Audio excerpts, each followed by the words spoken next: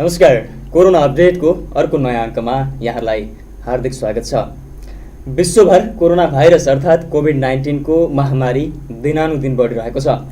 Corona अपडेटमा corona महामारीको पछिल्ला विश्व तथ्याङ्कहरू, नेपालको अवस्था, नेपालका तर्फबाट यसको नियन्त्रणमा भएका प्रयासहरू, त्यसमा देखिएका कमजोरीहरू सहितका विश्लेषणात्मक कार्यक्रमहरू हामीले प्रस्तुत गर्दै आएका छौँ।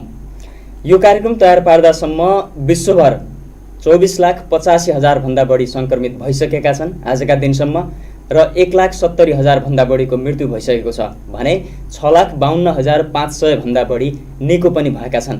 यो महत्त्वपूर्ण तथ्याङ्क हो। हामीले भन्दै आइरहेका छौँ कोरोनाको सङ्क्रमणबाट बचेका व्यक्तित्वहरूको तथ्याङ्क जुन निकै धेरै रहेको छ त्यो महत्त्वपूर्ण तथ्याङ्क हो। त्यस्तै हाम्रो छिमेकी मुलुक भारतमा हालसम्म कोरोनाबाट 18,600 भन्दा बढी सङ्क्रमित भइसकेका छन्। 590 भन्दा बढीको मृत्यु भएको छ भने 3,200 भन्दा बढी निको पनि भएका छन्। त्यस्तै नेपालको पछिल्लो कोरोना तथ्याङ्कलाई हेर्दा हालसम्म 31 जना सङ्क्रमित छन्। तीमध्ये 4 जना निको भइसकेका छन् भने 27 जना उपचाररत छन्। गत शुक्रबार उदयपुरमा भेटिएका 12 जना सङ्क्रमितहरूसँग रहेका थप 8 जनामा आज कोरोना सङ्क्रमित को आशंका भएको छ। उनीहरूमा सङ्क्रमणको आशंका PCR टेस्ट पोजिटिभ आएपछि भएको हो र तिनको धरानमा थप परीक्षण भइरहेको जनाइएको छ। आजको अङ्क विगतका अङ्कहरूभन्दा केही फरक हुनेछ। आजको अङ्कमा हामीले यसै प्रसङ्गसँग अर्थात् कोरोनाकै प्रसङ्गसँग सम्बन्धित भएर देवदह नगरपालिकाका प्रमुख हिराबहादुर खत्रीसँग कोरोना महामारीको पछिल्लो अवस्था, नेपालका तीनै तहका सरकारहरूबाट यसको नियन्त्रणका लागि भएका प्रयासहरू तथा तिनमा देखिएका केही कमी कमजोरीहरू साथै देवदह नगरपालिकाले कोरोना विरुद्ध गरिरहेका विशेष पहल कदमीको बारेमा कुराकानी गर्नेछौँ। यहाँलाई स्वागत छ कार्यक्रममा। धन्यवाद छ। कोरोनाको प्रसङ्ग त छँदैछ, त्योभन्दा अगाडि अहिले नेपालमा चलिरहेको एउटा विशेष बहस जुन हिजो मन्त्री परिषदको सिफारिस बमोजिम राष्ट्रपतिबाट 2वटा अध्यादेशहरू जारी भए।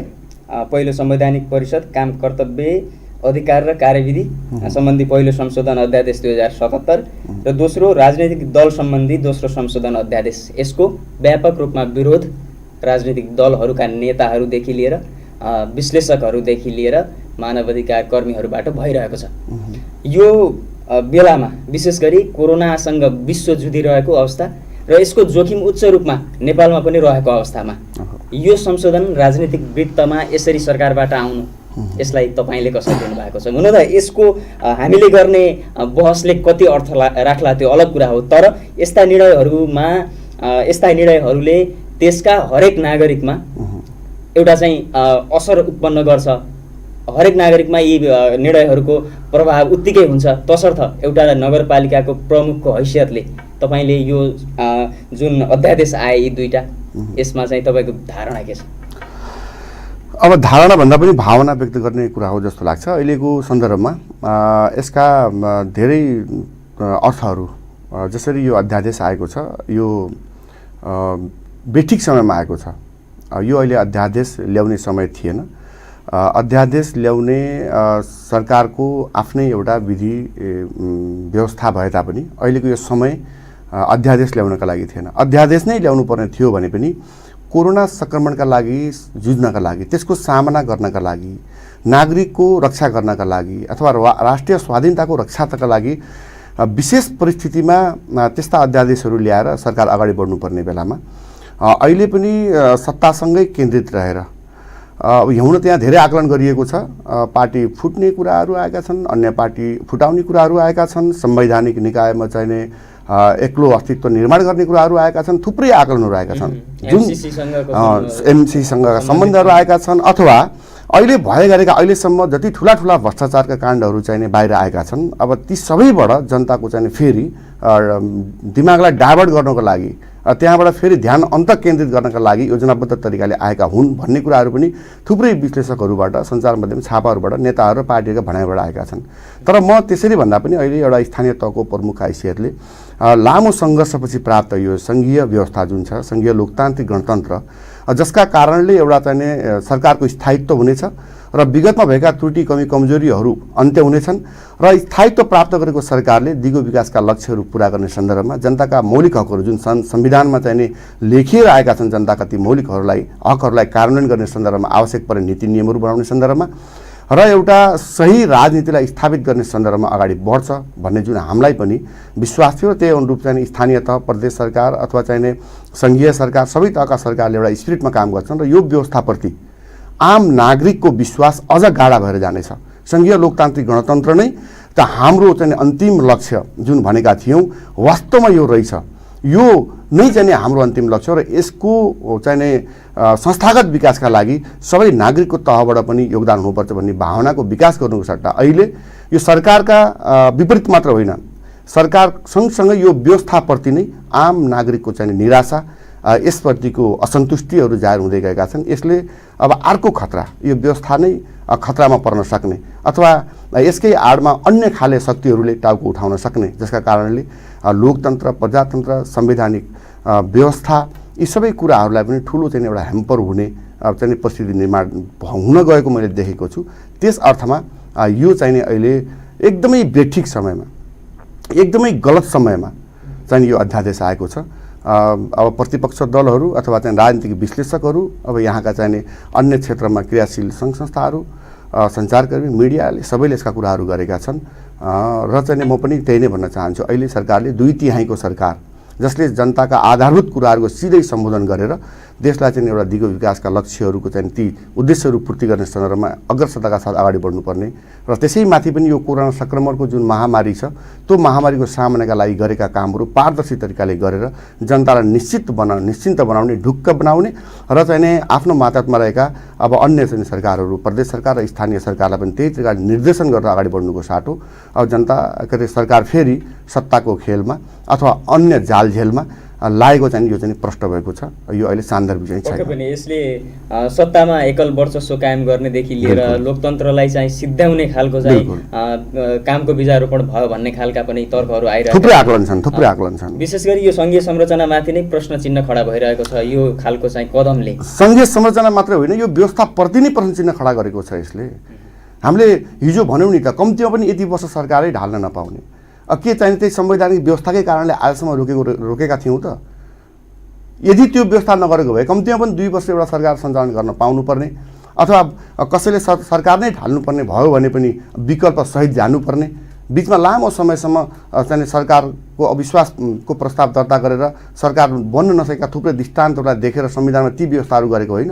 तर आज आएर 2/3 चाहिँ सरकारले आज यो चाहिँ अध्यादेशलाई किन ल्याउनु पर्यो, यसका पछाडि के छ रहस्य भन्ने कुराहरू पनि छन्। यसलाई चाहिँ मुलुकलाई फेरि धेरै पछाडि फर्काउने, जसरी पनि सत्तालाई टिकाइराख्ने, चाहे जुनसुकै स्रोतले पनि सत्ताको वरिपरि घुमिरहने, सत्ताका लागि राष्ट्र, राष्ट्रियता र जनता होइन कुर्सी नै प्यारो हो भन्ने कुरा जुन योभन्दा अगाडि राजनीति फोहोरी खेल हो भन्ने कुरा चाहिँ स्थापित भएको थियो।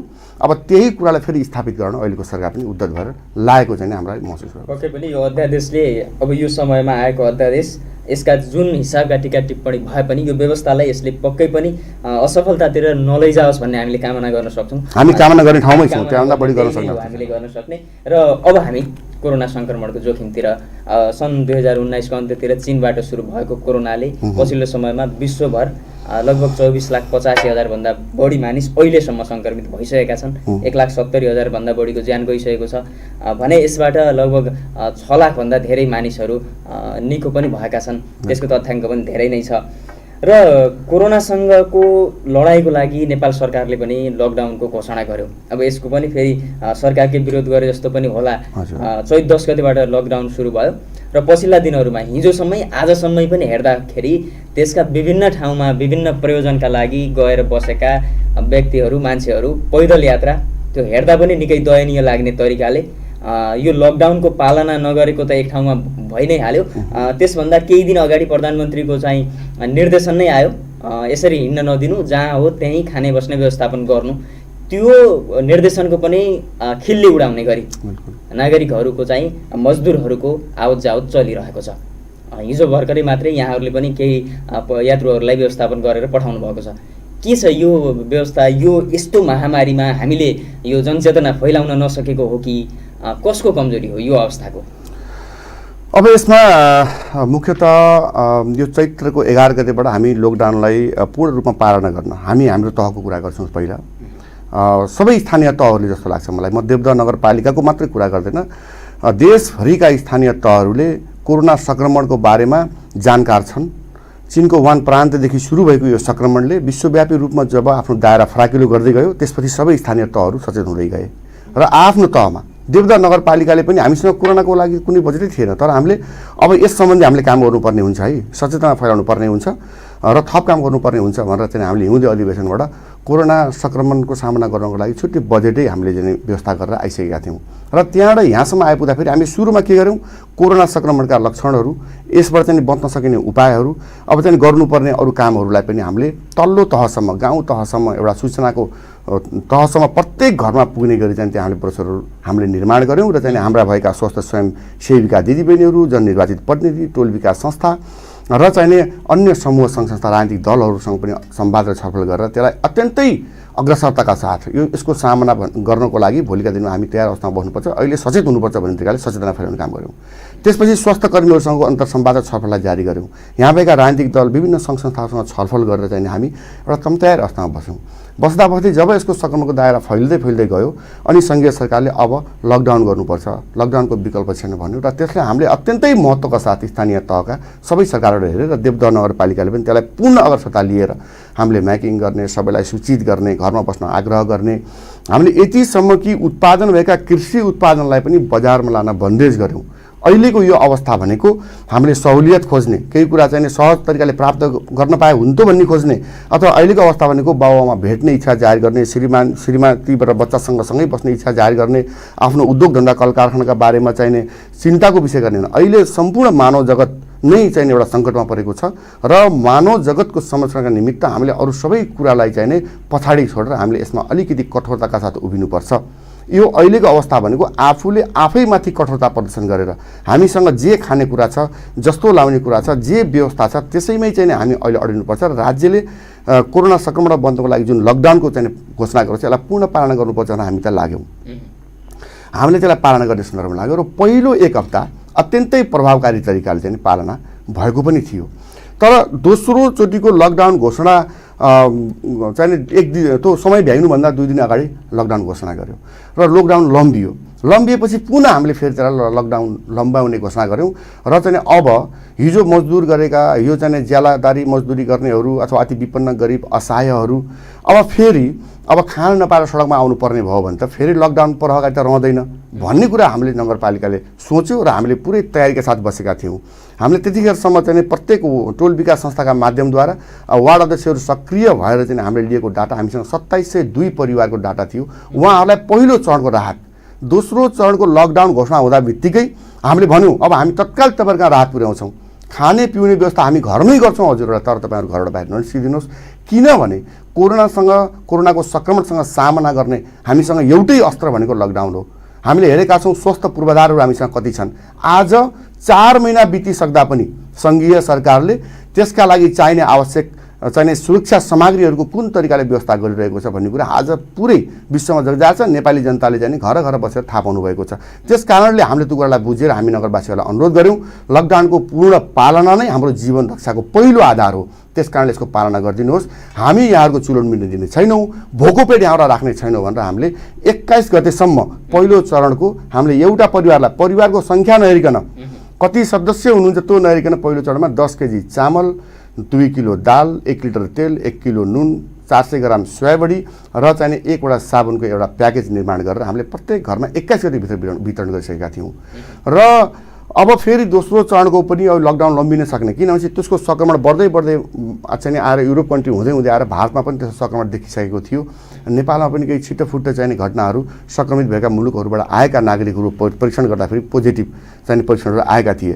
अब यो लम्बिन सक्छ है भनेर फेरि हामीले वार्ड अध्यक्षजीहरूलाई अब त्यहाँ छुटेका नामहरू पनि तपाईँहरूले ल्याउनुहोस्, दायरा फराकिलो गर्नुहोस् राहतको। हामीले चाहिने अति विपन्न भनेका छौँ, ज्यालादारी भनेका छौँ, मजदुर भनेका छौँ, असहाय भनेका छौँ, अपाङ्ग भनेका छौँ, सबैलाई व्यक्तिलाई सम्बोधन गर्नुहोस् जसको यो लकडाउनका कारणले उनको व्यवसाय मरेको छ, उनको रोजगारी मरेको छ, ती परिवारलाई सम्बोधन हुने तरिकाले यहाँहरू ल्याउनुहोस्। तर धनी सक्ने र सम्पन्न वर्ग जसले चाहिने हिजो रोजगारी गरेका थिएनन्, जो चाहिने आफ्नै यही के अरे दैनिक जीवन चाहिने के अरे उद्योग व्यवसाय पेसाहरूबाट चलाएका थिए, उनीहरूबाटलाई होइन कि अत्यन्तै चाहिने मजदुरहरूलाई चाहिँ यसलाई सम्बोधन गर्नुहोस् भनेर हामीले डाटा सङ्कलन गर्न लगायौँ। र मलाई लाग्छ 4500 अहिले अब यो दोस्रो चरणको राहत वितरणको हामी क्रममा छौँ र अहिले 4500 परिवारलाई हामीले के मापदण्ड बनायौँ भने 2 जनासम्मको सदस्यलाई 15 किलो चामल, 1.5 किलो दाल, 1 लिटर तेल, 1 किलो नुन, अनि त्यसपछि गएर 2टा साबुन र चाहिने पहिलो दिएको 400 ग्राम सोयाबडी पहिलोको परिवारलाई मात्रै गयो र उनीहरूलाई फेरि थप चाहिने 1 किलो चिनी र 2 जनाभन्दा बढी सदस्य भएका परिवारलाई चाहिँ हामीले 30 किलो चामल, 3 किलो दाल, 2 लिटर तेल, 2 किलो नुन र चाहिने 4वटा साबुन र चाहिँ 2 किलो चिनीको हामीले एउटा प्याकेज चाहिने दिने भनेर हामीले कार्यपालिकाले निर्णय गर्यौँ र त्यही अनुसार अहिले लगभग 4500 भन्दा बढी परिवारलाई हामीले वितरण भइरहेको छ प्रत्येक वार्डबाट। त्यसलाई अझै प्रभावकारी छिटो चाहिने प्रदान होस्, नगरवासीहरूलाई छिटोभन्दा छिटो यो सेवा प्रदान गर्न सक्छ, जसले भोकका कारणले सडकमा आउने वातावरण निर्माण नहोस् भनेर नगरपालिकाले यो सक्रियताका साथ काम गर्यो र अहिले बाँडिरहनु भएको छ। हामी त्यसरी काम गरिरहेका छौँ। हामीले हाम्रा नगरवासीहरूलाई घरभित्रै थुनेर राखेका छौँ, बाटोमा ननिस्किन आग्रह गरेका छौँ। कृषिजन्य उत्पादनलाई स्याहार्नका निमित्त पनि दूरी कायम गरेर सामाजिक दूरीलाई स्थापित गरेर यहाँहरूले सुरक्षाका साथ ल्याउनु भनेका छौँ। तर आज मेचीदेखि महाकालीसम्म हिँड्ने पैदल मजदुरहरू, पैदल यात्रीहरूप्रति चाहिने सङ्घीय सरकार अनदेखा जस्तो, नदेख्ने जस्तो, नदेखेको जस्तो गरेर बसिरहेको स्थिति छ। आज हाम्रा नगरवासीहरूले सोध्नुभएको छ के यसरी चाहिने लकडाउनको पालना भएको छ, के यसरी चाहिने कोरोना सङ्क्रमणबाट हामी बच्न सक्छौँ, किन तपाईँहरू चाहिँ यसलाई चाहिँ व्यवस्थित गर्नु भनेर उहाँले भन्नुभएको छ र हामीले त्यसलाई व्यवस्था गर्न सक्ने अवस्थामा छैनौँ। किनभने हामीले त्यसमा संवाद गऱ्यौँ, हाम्रो सङ्घीय सरकारसँग सिधै एट्याचमेन्ट हुन सकेन, पहुँच हुन सकेन, तर प्रदेश सरकारलाई बार आग्रह गऱ्यौँ आज पैदल यात्रीहरू छन् यिनको सही व्यवस्थापन गरौँ, या त उद्गम थलोमै रोकौँ, जहाँबाट चाहिँ मजदुरहरू उठ्नुभएको छ, पैदल हिँड्नुभएको छ त्यहीँ रोक्न सक्नु पर्यो, या चाहिँ यहाँसम्म आइसकेकालाई हामी यहाँबाट हामी कसरी सुरक्षा विधि अप्नाएर हुन्छ हामी खुवाउने व्यवस्था गर्छौँ, हामी यातायातको साधनको व्यवस्था गर्छौँ। तर उहाँहरूलाई गन्तव्यसम्म पुग्नुको लागि तपाईँहरूको कब्जामा रहेको सडक, तपाईँहरूको गृह प्रशासनले नियन्त्रणमा लिएको सडक, त्यो सडक खोलिदिनुहोस् भनेर चाहिँ हामीले आग्रह गऱ्यौँ, तर त्यो कुरा सुनवाई हुन सकेन। अन्ततको त अहिलेसम्म आइपुग्दा आज सङ्घीय सरकार सुतेको जस्तो छ, अनदेखा गरेको जस्तो छ। आफूले लकडाउनको घोषणा गरेको छ अनि आफ्नै मातहतमा रहेको गृह प्रशासनले तिनै व्यक्तिहरूलाई बसमा चढाएर फेरि गन्तव्यमा पठाइरहेको छ, ट्रकमा चढाएर पठाइरहेको छ। यो कसरी यो सरकार चाहिँ चलिरहेको छ, कसरी काम गर्न खोजेको छ? एउटा विधि र व्यवस्था चाहिँ द्वारा यो काम गर्नु पर्यो। नपुगी नहुनेहरूलाई पुर्याउने व्यवस्था गर्नु पर्यो।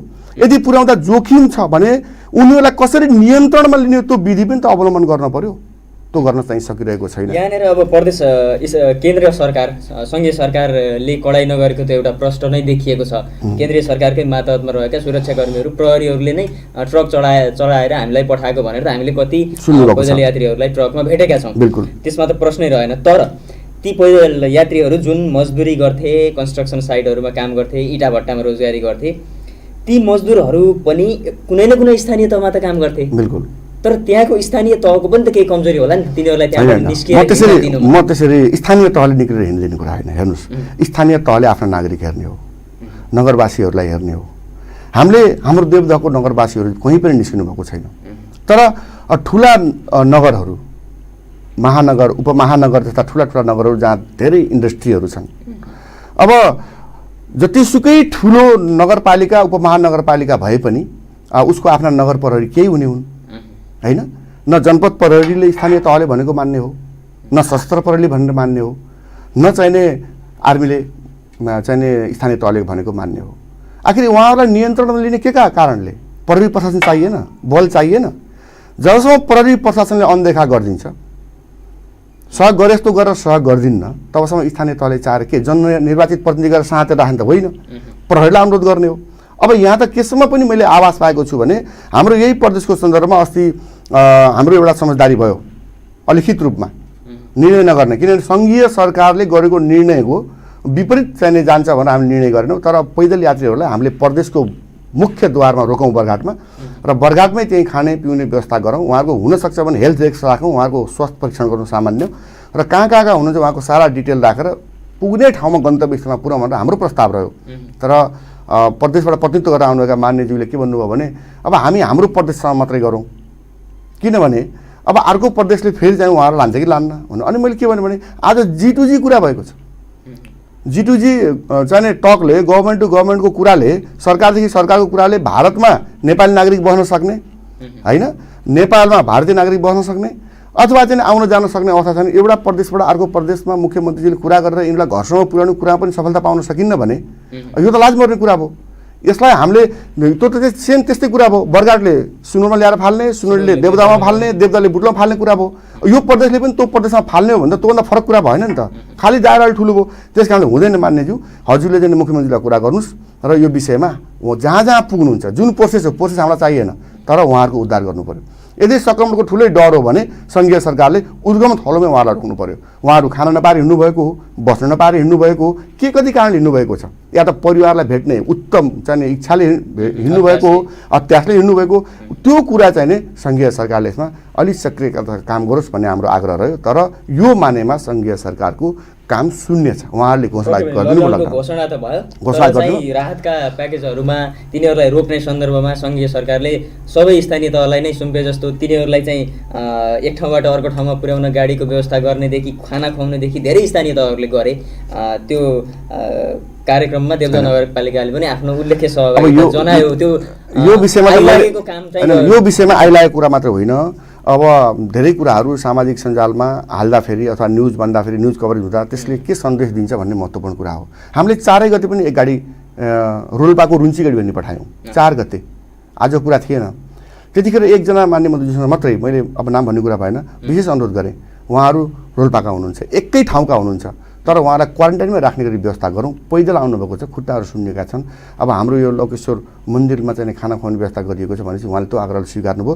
तर आग्रह त स्वीकार्नुभयो, अब ठाउँ ठाउँमा पुलिसले अब यहाँ तालमेलै मिलेको छैन के। अब भन्नुपर्दा सङ्घीय सरकार, अब चाहिँ प्रदेश सरकार र यहाँको गृह प्रशासन जुन चाहिँ सिडिओको मातहतमा छ अथवा प्रहरी प्रशासनको मातहतमा छ, त्यो तालमेल मिलिरहेको छैन। हामीले मान्य मन्त्रीज्यूले भनेर यहाँदेखि रोल्पाको रुन्ची गाडी जाने गाडी रोकेको, प्रत्येक पोस्टमा 2-2 घण्टा गाडी रोकिएको छ।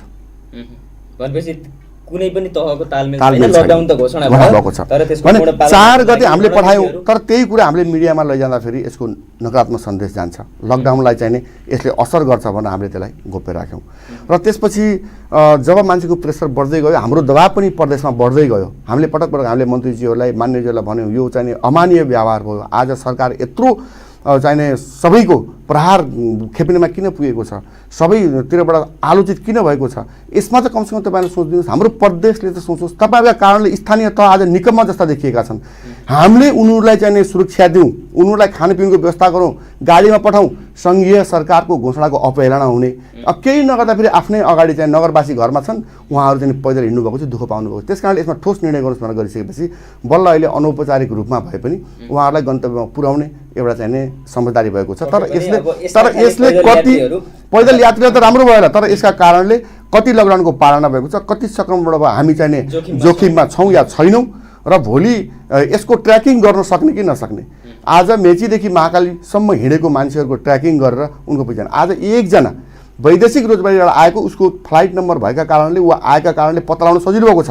आज हाम्रा यी ट्रकहरू, तरकारी ढुवानी गर्ने चाहिँ अरू चाहिँ यातायात साधनहरू र बसहरू चढेर मेचीदेखि महाकालीसम्म र महाकालीदेखि मेचीसम्म देशको पूर्व मेची महाकाली घुमिरहेका छन्। जो यिनको ट्र्याकिङ गरेर फेरि चाहिँ के चाहिँ टेस्ट सम्भव छ, यसको नियन्त्रण सम्भव छ।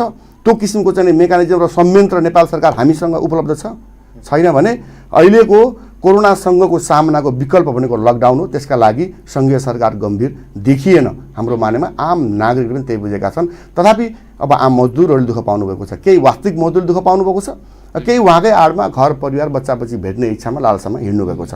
तर धेरैले खान नपाएको भन्ने कुरा चाहिँ हामी सुनेका छैनौँ। हामीले चाहिँ धेरै ठाउँबाट खानाको व्यवस्थापन भयो, बस्ने ठाउँबाट कसरी हिँडे भन्ने कुरा चाहिँ त्यसमा पक्कै पनि विविधता होला। बिल्कुल जसरी हिँडेको भए पनि यो चाहिँ कोरोनाको महामारी यसरी बढिरहेको बेलामा पक्कै पनि असुरक्षित छ, त्यसले जोखिम बढाएको नै छ। यो अब बन्द हुनु जरुरी छ, हामीले यहाँबाट भन्ने यही नै हो। अब नगरपालिकाले कोरोनासँगै सम्बन्धित भएर यसको महामारीसँग लड्नका लागि अरू पनि धेरै कार्यहरू गरिरहेको छ, जस्तो बजार अनुगमन गर्नेदेखि लिएर बजारमा खुल्ला रूपमा बिक्री हुने सामग्रीहरूको मूल्य सूची राख्नेदेखि लिएर भर्खरै अस्ति मात्रै निर्णय भएको छ भारतबाट आउने तरकारीहरू रोक्ने र स्थानीय तरकारीहरूलाई चाहिँ बजारमा पुर्याउने। त्यसको फेरि प्रदेशको योजनामा जुन कृषि एम्बुलेन्स सञ्चालन भएको छ त्यसको हिजो मात्रै नगरपालिका वडा नम्बर 11बाट शुभारम्भ पनि भएको छ।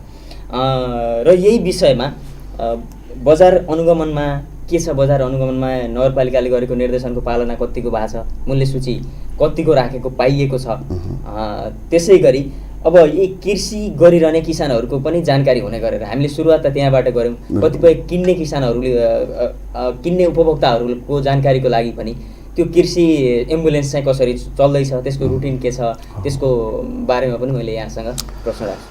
सबभन्दा पहिला त हामीले यो कोरोना सङ्क्रमणको सामना गर्नका निमित्त थुप्रै सेक्टरमा काम गरेका छौँ। स्टेप बाई स्टेप हामीले चाहिँ जस्तै विपद व्यवस्थापन समिति भयो, नगर स्तरीय तहमा, वार्ड स्तरीय तहमा चाहिँ त्यस्तै समिति बनाएका छौँ। आरआरटी क्युआरटी होइन, अब चाहिँ तुरुन्तै तत्काल चाहिँ राहतमा खटिनुपर्ने चाहिँ टिमहरू हामीले तयार गरेका छौँ। र अहिले यहाँसम्म आइपुग्दा कोरोनाको सङ्क्रमणको चाहिँ नेपालमा देखिएको प्रभाव र जो हामीसँग भएको सम्भावना, प्रत्येक चुनौतीको पछाडि एउटा सम्भावना लुकेर बसेको हुन्छ।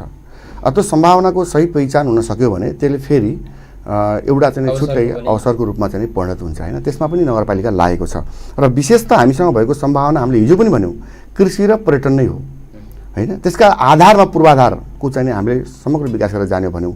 अहिले पूर्वाधार र पर्यटनको क्षेत्रमा हामी काम गर्न सकिरहेका छैनौँ, खालि मानव जीवनको रक्षाका निमित्त मात्र काम गरेका छौँ।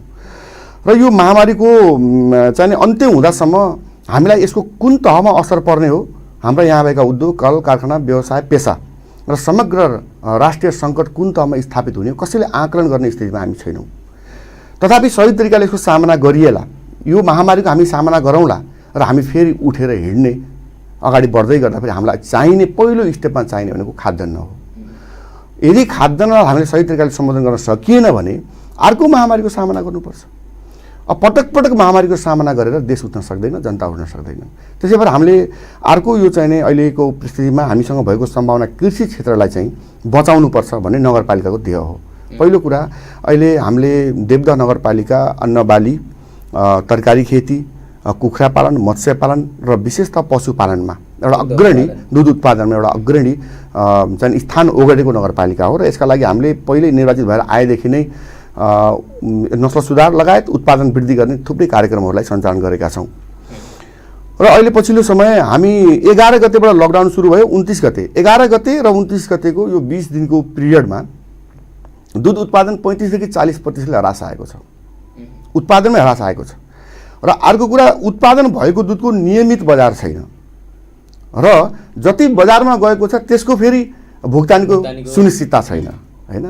यो कुरा हामीले अन्तर्हृदयदेखि आत्मसात गऱ्यौँ र चाहिँ नगरपालिकाको मिटिङ बस्यौँ। अहिले हामी कार्यपालिका भन्दा पनि कार्यपालिका एउटा कोर टिम बनाएको छ, तत्काल निर्णय गर्नुपर्ने कुराहरूमा बसेर संवाद गर्ने, छलफल गर्ने र त्यसका निम्ति आवश्यक काम गर्ने भनेर हामी चाहिँ नगरपालिकाको मिटिङ बस्यौँ।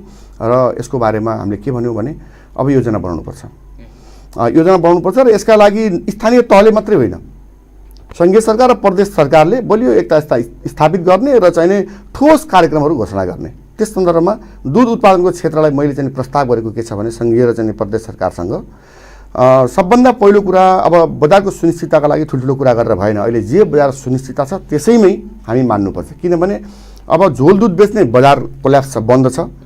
अब भएको दुधलाई चाहिँ हामीले एसएमपी बनाउने हो, बटर बनाउने हो। एसएमपी र बटर अहिले भएको सबै दुधको बनाउन सक्ने गरी नेपालमा उद्योग नै छैनन्। एउटा विराटनगरमा दुध विकास संस्थानको उद्योग छ, एउटा चितवनमा चाहिँ चितवन कोहीको चितवन मिक्स प्रणाली छ, एउटा चाहिँ पोखरामा सुजल फ्रुट्स चाहिँ छ।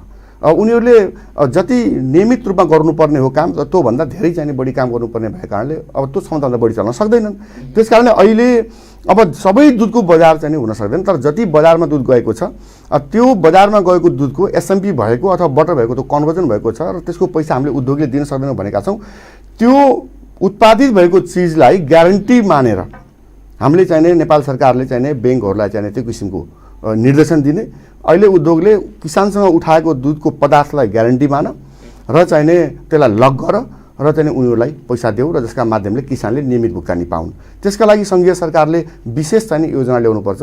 मैले चाहिँ फोन संवादमा लगभग 18-20 मिनट लामो फोन संवादमा मैले सङ्घीय सरकारका कृषि मन्त्री मान्य घनश्याम भुषालसँगै कुरा गरेको छु यो विषयमा। यसले भोलि पार्ने इम्प्याक्टको बारेमा यसलाई बचाइराख्न जरुरी छ, नभए यो क्षेत्र उठ्न 10 वर्ष तपाईँ हामीले सँगै बसेर काम गर्न सक्दैनौँ। त्यस कारणले किसानलाई अहिले विश्वासमा लिन जरुरी छ।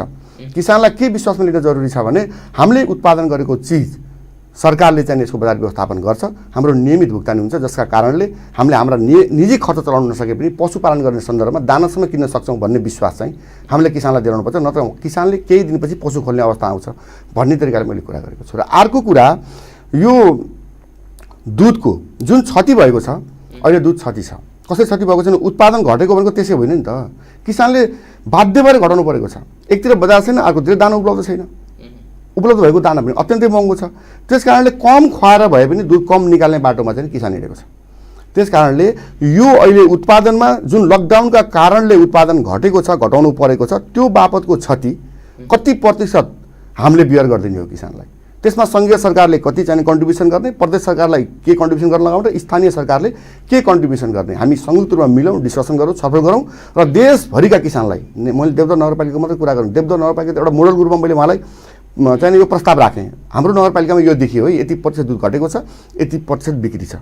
कतिपय गाउँपालिकाहरू कस्ता छन् भन्नुहुन्छ भने लकडाउन सुरु भएको 2-3 दिन पछाडिबाट आजसम्म दुधै बिक्री नभएका गाउँपालिका नगरपालिकाहरू पनि छन् होइन, खनाएको अवस्था पनि छ। अब गाउँहरू कुना कन्दराबाट चाहिँ क्यानमा दुध भरेर चाहिँ नाम लगाएर बोक्ने स्थानहरू पनि अहिले छन्। हामी त धेरै सुलभमा छौँ, हामीले अरू केही नभए पनि उत्पादित भएको 60-70% दुध बेच्न सफल भएका छौँ। भले भुक्तानी पछि आउला, तर केही चाहिँ स्थानहरू दुध जिरो बेचेको अवस्था पनि छ। ती स्थानीय तहलाई त्यही तरिकाले सम्बोधन गर्ने र यस्ता स्थानीय तहलाई त्यही तरिकाले सम्बोधन गरेर किसानलाई चाहिँ विश्वस्त पार्ने, तपाईँहरू उत्पादनमा लाग्नुहोस् है, तपाईँहरूको उत्पादन भएको चिजको क्षति हामीले चाहिँ धेरै दिन नसके पनि हामी यतिसम्म गर्छौँ, यसमा तिनटै तहले मिलेर एउटै योजना बनाउँछौँ जुन प्रभावकारी हुनेछ भनेर चाहिँ त्यो सन्देश दिन जरुरी छ। मान्य मन्त्रीज्यू, यसमा छिटोभन्दा छिटो एउटा चाहिँ गृह कार्य गरेर घोषणा गरिदिनुहोस्, एउटा चाहिँ मापदण्ड कार्यविधि बनाएर स्थानीय तहलाई 753वटा स्थानीय तल हालिदिनुहोस्। त्यो गरियो भने देशभरिमा एकरूपता हुन्छ, एउटा नयाँ तरङ्ग कृषि क्षेत्रमा आइहाल्छ। नभए त स्थानीय तहले हामीले गर्नैपर्छ, हामीले 10 रुपियाँ दिउँला भनौँला, लिटरमा 5 रुपियाँ दिउँला भनौँला, तर कसैले कति दिने त्यो एकरूपता पनि आउँदैन। त्यस कारणले यसमा चाहिँ पहलकदमी गरिदिनुहोस् भनेर मन्त्रीज्यूले भनेका छ। त्यो कुरा हामीले प्रदेशको मन्त्रीज्यूलाई पनि फोनमा कुरा पनि गरेका थियौँ, तर संयोगले एउटा कार्यक्रम भएको कारणले हिजो नगरपालिकामा भेट्न पायो र मैले एकदम वृहत रूपमा राखेँ। उहाँले अत्यन्तै सकारात्मक रूपमा कुरा लिनुभएको छ। कृषि सचिवले पनि यो अत्यन्तै महत्त्वपूर्ण कुरा हो, अब डाटा कसरी लिने, यसलाई चाहिँ कसरी आधिकारिक मान्ने, स्थानीय तहको भूमिका के हुने र हामीले के गर्ने भन्ने विषयमा अब स्थानीय तह, प्रदेश सरकार, सङ्घीय सरकारसँग हामी कुरा गर्छौँ। केही ठोस कार्यक्रम ल्याउनुपर्छ, राम्रो कुरा गर्नु हो भनेर उहाँले पनि त्यो कुरालाई समर्थन जनाउनु भएको र मलाई विश्वास त छु देशभरिका दुध उत्पादक किसानहरू, चाहे कुखुरा चाहिने पालक हुन्, चाहे तरकारी उत्पादन गर्ने हुन्, चाहे अन्य कुरामा लागेका किसानहरूले चाहिँ केही राहत महसुस गर्नेछन्। र अर्को कुरा अब आउँदै गरेको जुन अन्नबालीको कुरा छ, अन्नबालीको लागि पनि मैले हाम्रो जिल्लाको कुरा गर्छु। मैले कृषि सामग्री संस्थानमा फोन गरेर सोधेँ कति चाहिँ यहाँहरूसँग बिउ भन्दा अहिले बिउ छैन। त्यस कारण मैले त्यो कुरा भने उहाँलाई अवगत गराएँ। अब के भने हाइब्रिड बिउ किसानले कसरी किन्छ त उसको चोइसको विषय हो, तर उन्नत जातको बिउ हामीले दिने गरेका छौँ, कृषि सामग्री संस्थाले दिने गरेको छ। त्यो उन्नत जातको बिउलाई अब हामीले 50% अनुदानमा किसानलाई कति चाहिन्छ भनेर हामीले सूचना प्रकाशन गरिसकेका छौँ। हामीले 1 हप्ताको सूचना राखेर, अब हुन त हामीसँग त्यो पर्याप्त बजेट छैन, किसानले आएर त्यहाँ टिपाउनु पर्छ। किसानले प्रत्येक वार्डमा हाम्रो फारम हुन्छ, आफ्नो खेत कति छ र त्यसका लागि बिउ कति चाहिन्छ, कुन जातको चाहिन्छ भन्ने कुरा उहाँले वार्डमा टिपाउनु पर्ने हुन्छ। र वार्डबाट हामीले त्यो डाटा सङ्कलन गरिसकेपछि कति मेट्रिक टन हामीलाई बिउ चाहिन्छ त हामीले त्यसका आधारमा 50% लागत सहभागिता, जस्तै 60 रुपियाँमा बिउ आयो भने 30 रुपियाँ किसानले बिहोर्ने हो, 30 रुपियाँ नगरपालिकाले बिहोर दिने हो। त्यसमा उहाँले त उन्नत जातको चाहिँ बिउ लगाउन तयार हुनुहुन्छ भने उहाँले माग लिनुहुन्छ। पहिला हामी अब माग सङ्कलन गर्नेमा गइसक्यौँ। अब यो माग सङ्कलन गरिसकेपछि हामीले पठाउँदा फेरि जाने कृषि सामग्री संस्थानमा हो होइन। अब त्यहाँ पठाइसकेपछि त अब त्यो बिउ त हुनु पऱ्यो नि, बिउ त्यस्तै खादको पनि अहिले होइन। अनि मैले बिउको कुरा गरेँ, बिउ तुरुन्तै बिउको बारेमा चाहिँहरूले चाहिँ आफ्नो चाहिँ मन्त्रालय मार्फत जानकारी लिनुहोस् र बिउको व्यवस्थापन गराइदिनुहोस्। र अर्को कुरा, योभन्दा अगाडिको प्र्याक्टिस के छ भने युरिया चाहिने बेलामा डिएपी आउने, डिएपी चाहिने बेलामा युरिया आउने, जुन त्यो छ परम्परा, त्यसलाई तोड्नु पर्यो।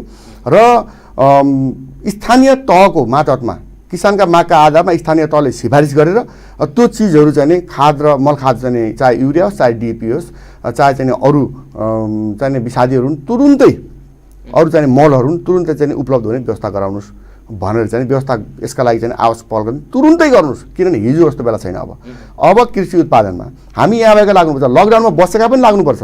हामीले सबैले आग्रह गरेका छौँ यो बेलामा 2-4वटा 5वटा बोट चाहिँ घर पछाडि करेसम्म लगाउनुहोस् सबैले, किनभने उत्पादनमा हामी जोडिनुपर्छ। अब भोलिको दिनमा कस्तो स्थिति आउँछ थाहा छैन, हामी कहाँ अनिकाल नपर्ला भन्न सकिँदैन क्या। किन सकिँदैन भने हिजो मानिसहरूको भनाइ सोचाइ कस्तो छ भने हिजो भूकम्प आएर 10-10 हजार मान्छे मर्दा 12-12 हजार मान्छे मर्दा पनि नेपाल जुरुक्कै उठ्यो भन्ने छ नि त। त्यो उठ्नको पछाडि त कारण छ नि त, विश्व समुदाय त भूकम्पबाट प्रभावित थिएन नि। आज नेपालभन्दा बढी प्रभावित विकसित मुलुकहरू भएका छन् प्रभावित छन्, जसले हामीलाई सहयोग गर्थे, जसले हामीलाई किन्न दिन्थे, जो हाम्रा बजार हुन् ती सबै प्रभावित छन्। कसैले पनि आफ्ना बच्चाहरू आफ्ना नागरिकहरू मारेर छिमेकीको नागरिक छिमेकीको बच्चा तरकारी फलफुल खाद्यान्न भारतबाट आउँछ, भारतकै स्थिति अहिले डामाडोल छ, कहाँ पुग्यो भन्ने थाहा छैन। अनि त्यस कारणले भोलि आर्थिक जुन रेमिटका माध्यमद्वारा ठुलो आर्थिक हाम्रोमा आउँथ्यो त्यो पनि बन्द, किनकि त्यहाँ पनि त रोजगारीको अन्त्य हुँदैछ। यस कारणले धेरै नेपालीहरू नेपाल आउने, अझै चाहिँ खपत बढेर जाने, डिमान्ड बढेर जाने हैन। उत्पादन हामीसँग चाहिँ उत्पादनमा हामीले ध्यान नदिने, भएको उत्पादनलाई बचाउन नलाग्ने र बाह्य मुलुकबाट पनि खाद्यान्न ल्याउने अवस्था रहेन भने भोलि यो कोरोना संक्रमणको महामारीको अन्त्यपछि हामी आज भोकमरीको महामारीको सामना गर्नुपर्ने स्थिति आउँछ। त्यस कारणले अब सबै गाउँपालिकाले सबै नगरपालिकाले तत्त ठाउँमा कहीँ मकै हुन्छ, कोदो हुन्छ, फापर हुन्छ, भटमस हुन्छ, जे हुन्छ, गाउँ पहाडमा पनि कुनै कुना कन्दारा चाहिने बाँकी नरहने गरी, खेत खलियान बाँकी नरहने गरी मधेस तराई फाँटमा पनि काम गर्नु पनि अहिलेको आवश्यकता छ र यो स्थानीय तहले गर्छन्। यसमा प्रदेश र सङ्घीय सरकारको पनि त्यत्तिकै जोडबल अहिलेको आवश्यकता हो। यसका लागि हामीले आग्रह गरेका छौँ। र अहिले भर्खरै देवदा नगरपालिका खास गरी अर्ग्यानिक तरकारीको लागि रूपन्देहीमै पहिलेदेखि परिचित नगरपालिका हो। अब हामी निर्वाचित भएर आइसकेपछि हामीले पोकेट क्षेत्रहरू निर्धारण गर्ने, धान उत्पादनमा अन्नबालीमा पनि पोकेट क्षेत्र निर्धारण गर्ने, मत्स्य पालनमा पोकेट क्षेत्र निर्धारण गर्ने, महिला चाहिनेलाई समूहगत रूपमा चाहिने बाख्रा र चाहिने उन्नत जातका बोकाहरू उपलब्ध गराउने, सामूहिक र व्यावसायिक रूपमा बाख्रा पालन गरेकाहरूलाई चाहिने अहिले आएको चाहिने बोयर जात लगायतका उन्नत जातका बोक्राहरू उपलब्ध गराउने र यो तरकारी नियमित रूपमा 6 कट्ठादेखि 7 कट्ठादेखि माथि तरकारी गर्नेहरूलाई एउटा युवा व्यवसायको रूपमा प्रोत्साहित गर्ने गरी हामीले पोहोर सालदेखि नै कार्यक्रमहरू घोषणा गऱ्यौँ। उहाँहरूलाई चाहिने युवा स्वरोजगार कार्यक्रममाथि हामीले सम्बोधन गर्दै आएका थियौँ। त्यस कारणले किसानहरू उत्साहित हुनुभएको थियो। हामीले साना सिँचाइका कार्यक्रमहरू, हामीले आवश्यक परेका बिउ बिजनका कार्यक्रमहरू र उहाँहरूलाई चाहिने बेला बेलाका तालिमहरू प्राविधिक सहयोग पनि गर्दै आयौँ। र देवदा नगरपालिकाको अहिले वार्ड नम्बर 6 को शरणटाँडी, वार्ड नम्बर 9 को गणाहा, त्यसपछि गएर वार्ड नम्बर 4 को यो माथिल्लो भाग र 11-12 विशेषतः चाहिँ 11-12 अहिले हाम्रो व्यावसायिक तरकारी 12 महिना, यो होइन फेरि एक सिजनमा 12 महिनामा 3 महिना तरकारी गर्नुभयो, 9 महिना खाली छ, त्यो होइन। कुनै दिन खाली नहुने गरी चाहिँ तरकारी चाहिँ रेगुलर उत्पादन भइरहेको छ र त्यो उत्पादनलाई गर्ने किसानहरूलाई उत्साहित गर्नुपर्छ। हामीले त्यो अब त्यो 20,000-40,000 रुपियाँ प्याकेजले हुन्न यो बेलामा। अहिले सहज तरिकाले तरकारी बिक्री वितरण भइरहेको छैन र चाहिँ यसलाई बिक्री वितरणमा किसानलाई सहयोग गर्नुपर्छ भनेर हामी सक्रिय बन्यौँ र प्रत्येक किसानको हामी खेतमा पुग्यौँ। अहिले यो लकडाउनको बेलामा हामी यता काम पनि गरिरहेका छौँ र उता किसानसँग पनि हामी घुमिरहेका छौँ। ल तपाईँहरूलाई बेच्न के सहजीकरण गर्नु पऱ्यो, गाडीको पासको व्यवस्था गरिदिनु पऱ्यो, बजार खोजिदिनु पऱ्यो, उहाँहरूका सबैका नाम नम्बर नगरपालिकाको वेबसाइटमा, फेसबुक आइडीमा र हाम्रा निजी आइडीहरूमा राख्यौँ। हामीले एफएमबाट रेडियोबाट उहाँहरूका नामहरू फुकायौँ र उहाँलाई उत्साहित गर्दै आयौँ। र अहिले अलिकति उत्पादन बढिसकेपछि अब यतिले मात्र पुग्दैन भन्ने लाग्यो र चाहिँ यो भारतीय तरकारी भारतबाट नेपाल आउने नागरिकलाई हामीले भन्सारमा रोक्यौँ। उहाँहरूको चाहिँ दुःख वेदना पीडा जे भए पनि हामीले फर्केर पनि हेरेनौँ, तर भारतबाट आउने तरकारीले रोक्न सकेनौँ। हामीले यसका लागि पटक पटक जिल्ला प्रशासनमा चाहिँ हामीले कुरा गऱ्यौँ, हामीले मान्य ज्यूहरूसँग कुरा गऱ्यौँ, मन्त्रीज्यूहरूसँग कुरा गऱ्यौँ, तर यसले पार पाउन सकेन। आज पनि निर्बाध रूपमा तरकारीका गाडी आइरहेका छन्। हामीलाई थाहा छैन त्यो गाडीसँग कोरोना संक्रमण आएको छ छैन, त्यसमा आउने ड्राइभर खलासीमा त्यो समस्या छ छैन हामीलाई थाहा छैन, तर आएको छ। र पनि हामी बाध्य भएर भन्यौँ अब चाहिँ स्थानीय तहबाट यसको प्रयास गरौँ भनेर हामीले अब देवदहमा भारतबाट आयातित तरकारीलाई बन्द गर्ने, यसलाई आउन नदिने, भारतबाट आउने तरकारीको बेचबिखनलाई रोक्ने र स्थानीय तरकारीलाई चाहिने प्रयोग गर्नका निमित्त उपभोग गर्नका निमित्त नगरवासीहरूलाई आग्रह गर्ने। त्यसको लागि हामीले एउटा गाडी उपलब्ध गराएर बजारीकरण गर्ने। हाम्रा 4-5 ठाउँमा हाम्रो पुरुषोत्तमपुर, सिक्टन, छोटकी रामनगर अनि के अरे छोटकी गुम्मी, बडी गुम्मी, रेहेरा लगायतका ठाउँहरूमा हाम्रा सङ्गठित किसानहरूले काम गरिरहनु भएको छ। ती ठाउँमा हामीले सबैको समूह बनाएर एउटा टोली नेता बनाएर उहाँहरूले हाम्रो कृषि शाखामा सम्पर्क गर्ने र एक दिनमा कति उत्पादन हुन्छ त्यसको डेटा त्यहाँ टिपाउने, त्यही अनुसार चाहिँ गाडी उपलब्ध गराउने र गाडीले त्यही मूल्य सूची तयार गर्ने, कसको के चिज कति हामी बेच्ने भनेर तयार गर्न गाडीमा राखिदिने। अनि चाहिँ बिक्री चाहिँ कहाँ गर्ने, प्रतिनिधि त्यसको प्रतिनिधि चाहिँ 2 जना त्यहाँ बस्ने, गाडीमा आउने र नगरमा तरकारी बेच्ने हाम्रा व्यवसायी व्यापारीहरूलाई पनि उपलब्ध गराउने र कोही ग्राहकहरूले लिन चाहे पनि उहाँलाई चाहिँ उहाँले उपलब्ध गराउनुहुन्छ। ताजा तरकारी सस्तो दाममा घर घर पुऱ्याएर चाहिँ बेच्ने, विभाजन नगर्ने। अब भारतीय तरकारीहरू नल्याउनको लागि र देवदहलाई तरकारीमा आत्मनिर्भर बनाउनको लागि यो लकडाउनमा त अब अहिले नियन्त्रण भइरहेकै छ। देवदह नगरपालिकाले भारतीय तरकारी चाहिँ प्रयोग नगर्ने नै भन्ने घोषणा भइसक्यो। बिल्कुल। त्यसपछि पनि निरन्तरता दिन सकिने अवस्था छ? होइन, सक्ने। यो त त्यही भने मैले प्रत्येक चुनौतीको पछाडि अब चाहिँ एउटा अवसर हुन्छ। हामीले यहाँले देख्नुभएको छ, आजको कुरा होइन, 46 साल 47 सालबाटै दुध क्षेत्रलाई चाहिने दुध सङ्कलन केन्द्र, दुध उत्पादक संस्था, दुग्ध उत्पादक सहकारी संस्था, यति लामो यात्रा तय गरेर बल्ल दुध क्षेत्र सङ्गठित भएको छ। आज अनुदानको कार्यक्रम घोषणा गर्नु पर्यो भने नेपाल सरकारले केही गर्नु पर्दैन। कोअपरेटिभहरूमा कति दुध जम्मा हुन्छ भने हेरिदियो भने 80% किसान त सम्बोधन भइहाल्यो होइन। बाँकी रहेको 20% चाहिने अरू पाइपलाइनबाट, निजी क्षेत्रबाट अथवा कतिबाट गएको होला, तर 80% किसान सम्बोधन हुने सहकारीका माध्यमबाट बन्यो। आज तरकारीमा त्यो समस्या छ, सङ्गठित छैनन्। आज सङ्गठित गर्ने एउटा आधार पनि बनेको छ। उहाँहरू सङ्गठित हुनै सक्नुहुन्न कि हामीले धेरै प्रयास गरेको हो 2 वर्ष अगाडिदेखि नै।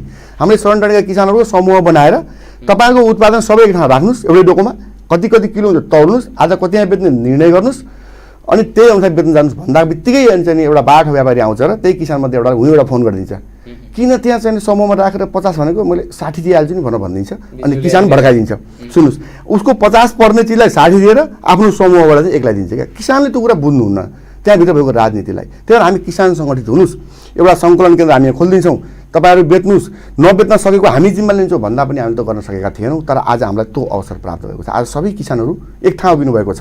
अब हामी मिलेर काम गर्नुपर्छ, हाम्रो उत्पादनलाई मिलेर बेच्नुपर्छ भन्ने कुरामा सोच्न उहाँहरू बाध्य हुनुभएको छ। त्यो हाम्रो लागि राम्रो कुरा हो। र अहिले हामीले विशेष गरी तरकारी कृषकहरू मैले बिचमा रोक्ने कहीँ कुरा भइरहेको बेलामा यहाँहरूले विशेष कृषिका पकेट क्षेत्रहरू घोषणा गर्ने, त्यसमा अनुदानका कार्यक्रम, प्रोत्साहनका कार्यक्रमहरू चलिरहेको छ भनिरहँदा हिजो भर्खरै 11 वडा नम्बर 11 गुम्मी स्थितबाट जुन कार्यक्रम सञ्चालन भयो कृषि एम्बुलेन्सको, त्यो कार्यक्रममा जाँदा हामी केही किसानसँग कुराकानी पनि गरेका थियौँ। त्यसको भिडियो सामग्री पनि हामीसँग छ। किसानहरूले के भनेका छन् भने हाम्रो नाम टिपेर त लैन्छ, तर कुनै पनि अनुदानका क्रममा चाहिँ वास्तविक किसानले हामीले चाहिँ यो अनुदान पाएका छैनौँ अहिलेसम्म, नगरपालिकाबाट पनि अन्यत्रबाट पनि भनेर उहाँहरूले भन्नुभएको छ। केही किसानहरूले हुन त उहाँहरू मात्रै नपाएको अरू पाएका पनि हुनुहुन्छ कि त्यो थाहा भएन, तर हामीले जतिलाई भेट्यौँ उहाँहरूले चाहिँ हामीले केही पाएका छैनौँ भनेको छ। फेरि नगरपालिकाको विशेष कार्यक्रम पनि सञ्चालन भइरहेको छ।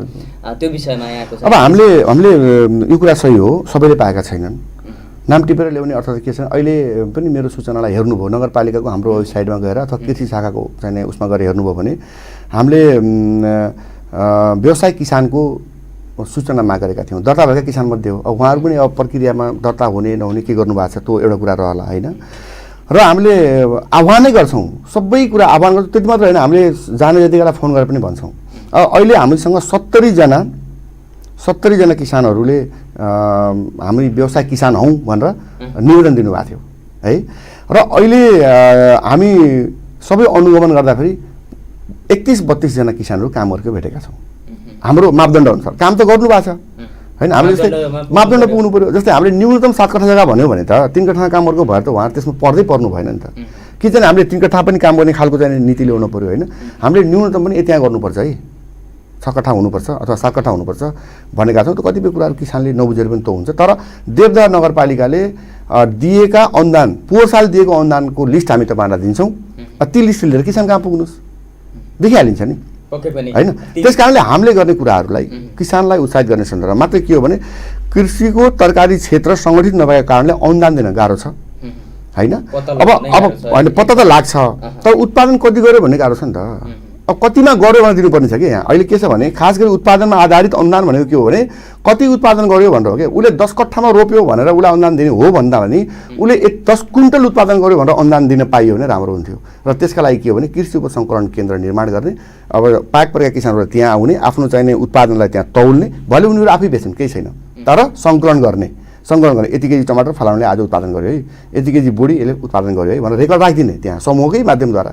समूहबाट एउटा व्यवस्थापक बनिदिने, समूहले रेकर्ड राख्छ, उहाँहरूले बेच्नुहुन्छ। ओके, भने यो त प्रक्रिया अब यो हामी निरन्तर रूपमा चाहिँ अगाडि गर्छौँ। भारतीय सरकारले सधैँ त्यो पनि फेरि अलिकति गाह्रो कुरा पनि हो, अरू अनुदान तर सिकायो नि त, सङ्गठित सिकायो, त्यति कुरा छ। यसले सिकायो र लकडाउनकै पालना सहित अब कोरोनाको महामारीमा दैनिक जनजीवनका कुराहरूलाई ध्यान दिएर विशेष गरी बजार अनुगमन गर्ने, खुल्ला सामग्रीको मूल्य सूची राख्न पठाउने कामहरू भइरहेछ नगरपालिकाबाट। कतिपय व्यवसायहरूले गरेका पनि छन्, नगरेकालाई निर्देशन पनि गरिएको छ।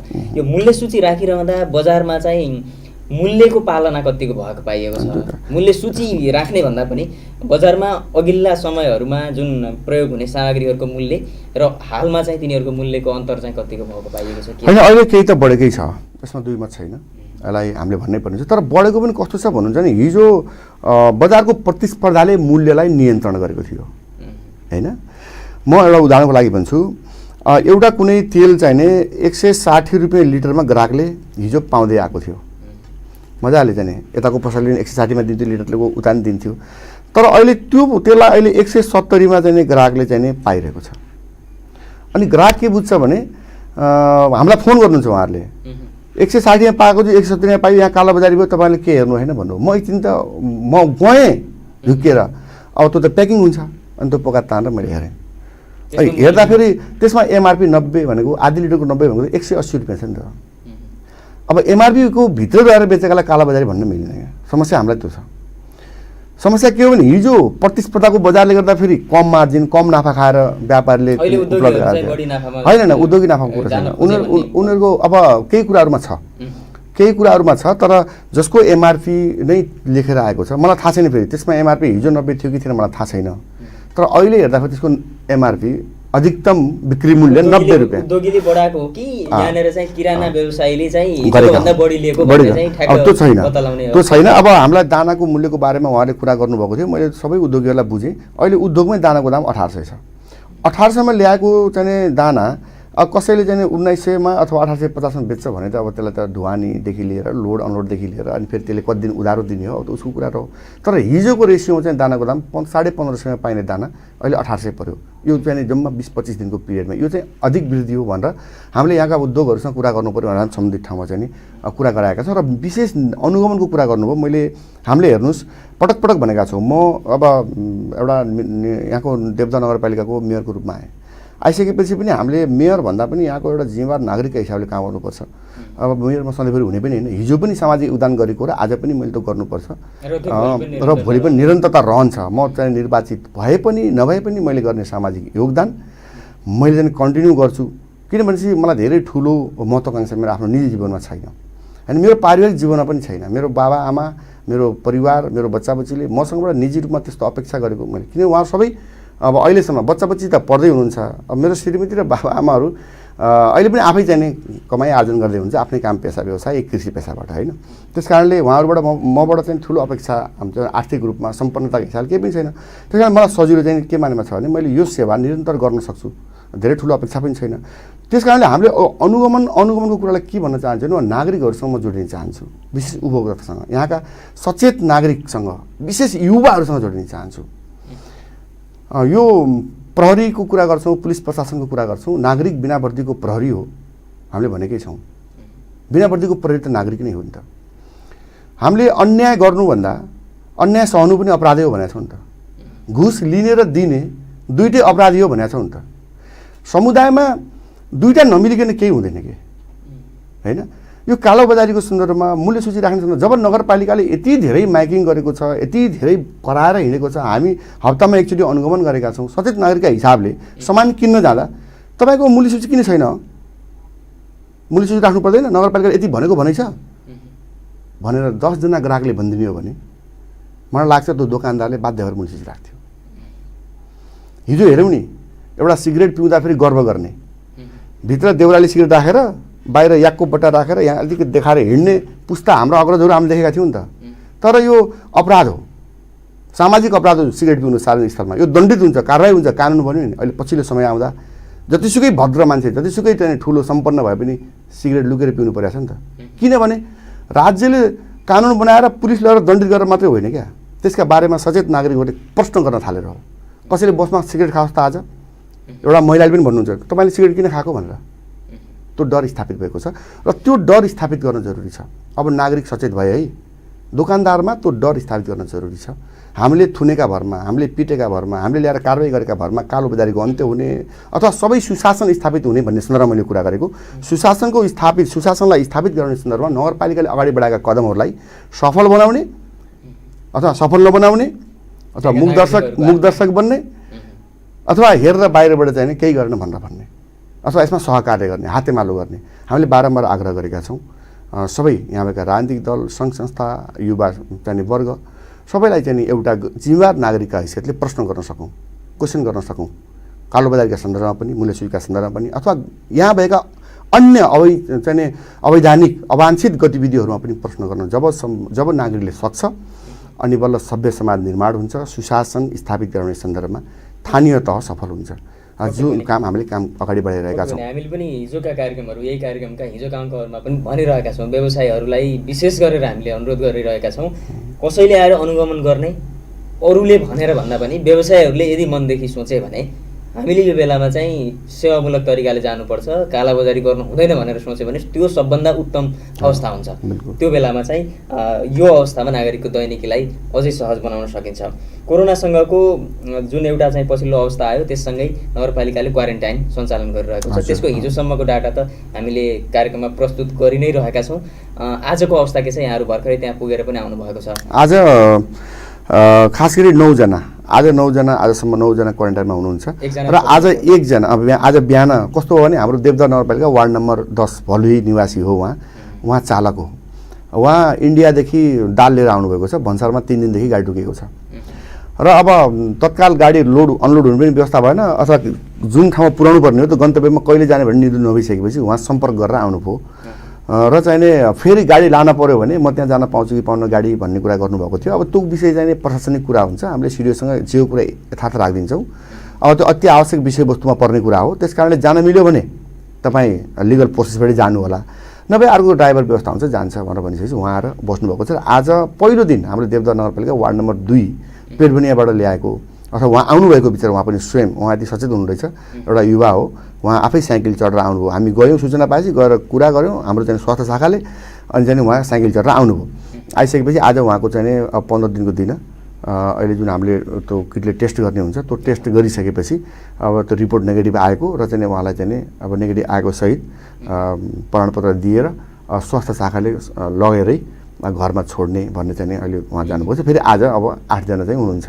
हामीले क्वारेन्टाइन सञ्चालन गरिसकेपछि जुन आउनुभएको छ उहाँहरूलाई बस्नको लागि, खानको लागि, नुहाइ धुवाइका लागि, शौचालयका लागि, बिजुली बत्तीका लागि र चाहिँ समय पास गर्नका लागि अहिले चाहिँ अब मोबाइल चढ्नेहरूका लागि चाहिँ हामीले वाइफाई फ्री समेत गरेर बिहानमा चिया, त्यसपछि बिहानको खाना अनि दिउँसोको खाजा र रातिको खाना 4 पटक हामीले चाहिँ खाना खाजाको व्यवस्था गरेर राम्रो वातावरण राख्ने चाहिँ आर्थिक व्यवस्थापन कसले गर्छ? नगरपालिका होइन नगरपालिकाको। अब प्रदेशको कुरा गर्दा अब अलि बढी आलोचना गरे जस्तो अथवा चाहिँ राम्रो कुरा नगरे जस्तो हुन्छ। अस्ति हाम्रो स्वास्थ्य शाखाको कर्मचारीले पोस्टमा हाल्नु भएको थियो, मैले पनि त्यो हटाउनुहोस्, तपाईँ एउटा जिम्मेवार चाहिँ नेपाल सरकारको अथवा चाहिँ राष्ट्र सेवा कर्मचारी हो, जति आक्रोश भए पनि देखाउने सामाजिक सञ्जालमा होइन भने, किनभने सङ्घीय सरकारले दिएका चिजहरू प्रदेश सरकार मार्फत केही दिने कुरा छ। हाम्रो यो रूपन्देही जिल्लाबाट यहाँ आउनुपर्ने बोलाएर उहाँहरू गाडी लिएर जानुभयो 2 जना कर्मचारी, त्यहाँ गएर आउँदाखेरि चाहिँ 25वटा मास्क 25 जोडी ग्लभ दिएर पठाइदिएछन् होइन मात्रै। अहिलेसम्म हामीलाई प्राप्त भएको चिज त्यही एउटा र एउटा थर्मल गन प्रदेशको। मैले मान्य मन्त्री सामाजिक विकास मन्त्री सुदर्शन बरालजीसँग कुरै गरेर अनि चाहिँ यहाँबाट चाहिँ माग गरेको लेटर प्याड नै पठाइसकेपछि एउटा थर्मल गन चाहिँ हामीलाई त्यहाँ प्राप्त भएको छ, त्यही प्रयोग गरिरहेको छ। त्यसदेखि बाहेक अहिलेसम्म हामीले त्यो 1 महिना बराबरको 65 जना जनप्रतिनिधिले त्यहाँ राख्ने कर्मचारी, नगरपालिकामा कार्यरत कर्मचारीहरूले पनि 3 दिनसम्मको चाहिँ आफ्नो स्ट्यान्डर्ड अनुसारको तलब त्यहाँ राख्ने भनेर चाहिँ हामीले 1 करोड बराबरको र चाहिँ विकासका योजनाहरूबाट थुप्रै गतिविधिका रकमान्तर गरेर हामीले 1 करोड रुपियाँ एकैचोटि हामीले घोषणा गऱ्यौँ र चाहिँ विभिन्न सङ्घ संस्था, अब यहाँ भएका चाहिँ उद्योगी व्यापारी व्यवसायीहरू र चाहिँ देश तथा विदेशमा रहनुभएका अब नागरिकहरू, आमा बुवा दाजुभाइ दिदीबहिनीहरूलाई हामीले आग्रह गऱ्यौँ र सोही अनुसार अहिलेसम्म चाहिँ यहाँको उद्योग वाणिज्य सङ्घ, उद्योग व्यापार सङ्घ, अनि त्यसपछि गएर उद्योग व्यापार सङ्घ, त्यसपछि गएर यहाँको इटा व्यवसायी, सुनचाँदी व्यवसायी, सामुदायिक वन, निजी विद्यालय, अनि प्याप्सन, एनप्याप्सन लगायत चाहिँ नि वैदेशिक रोजगारीमा रहनुभएका दाजुभाइहरूले नगरवासीहरूले पनि हाम्रो उक्त कोषमा पैसा जम्मा गर्ने क्रम निरन्तर रूपमा चलेको छ। यहाँ भएको जेसिस, लायन्स, लियो लगायतका सामाजिक सङ्घ संस्थाहरूले पनि हाम्रो त्यसमा सहकार्य गरेर अगाडि बढ्नुभएको छ। यहाँ भएका मठ मन्दिरहरूले पनि पैसा दिनुभएको छ। अब हामीलाई यसले पनि एउटा उत्साह चाहिँ जनाएको छ। यसबारेमा हामीले हिजोका दिनहरूमा पनि यसको खाता नम्बर अहिले टेलिभिजन स्क्रिनमा पनि देख्न सकिन्छ। त्यो खाता नम्बर यसको जम्मा गर्ने तरिका सहित हामीले बताउने पनि गरेका छौँ। हिजोको दिनमा पनि हामीले यो अहिले तपाईँले राखेको कुराहरू यो कार्यक्रमबाट जानकारी गराइरहेका छौँ। र सँगै हामीलाई केही देवदहकै नागरिकहरूले हामीलाई सोध्नु भएको थियो, त्यो क्वारेन्टाइनमा कसैलाई चाहिँ देवदहको सङ्क्रमित भएर लैयो भनेर। हामीले त्यसबारे पनि विशेष गरेर चाहिँ दर्शकहरूलाई अनुरोध नै गरिरहेका छौँ। वास्तवमा चाहिँ क्वारेन्टाइनमा लैजाने भनेको अन्तबाट अर्को ठाउँबाट आएका व्यक्तिहरूलाई यदि रहेछ भने त्यो सङ्क्रमण अरूमा नफैलियोस् भनेर सावधानी अप्नाइनु हो। र यो क्वारेन्टाइनमा पनि त्यस्तै सावधानी अप्नाइएको हो।